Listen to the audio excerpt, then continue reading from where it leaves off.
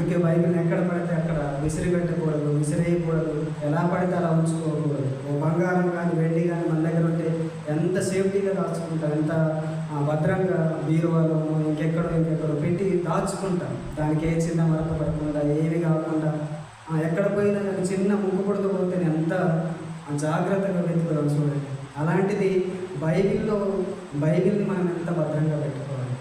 ఇది కేవలం పుస్తకంగా చూస్తే మనకు ఏదో అనుకుంటాం, కానీ వాక్యమే దేవుడై ఉందని చూస్తే అమ్మో దేవుడట ఇది అని మనం ఒకవేళ అంటే ఇది పుస్తకాన్ని పూజించమని నేను చెప్పట్లేదు, కానీ ఈ వాక్యంలో ఉన్న ప్రతి మాట కూడా దేవుడు రాయించిన మాట. కాబట్టి ఈ బైబిల్ని మనం ఎంతో భద్రంగా పెట్టుకోవాలి. అందుకే బైబిల్ని ఎలా పడతారో విసిరేయకూడదు, దాన్ని చింపేయకూడదు, దాన్ని మంచిగా అందుకే కొంతమంది భక్తులు అంటారు కదా, బైబిల్ అంటే ఎప్పుడు కూడా మన కాళ్ళ కింద పెట్టొద్దని అంటారు.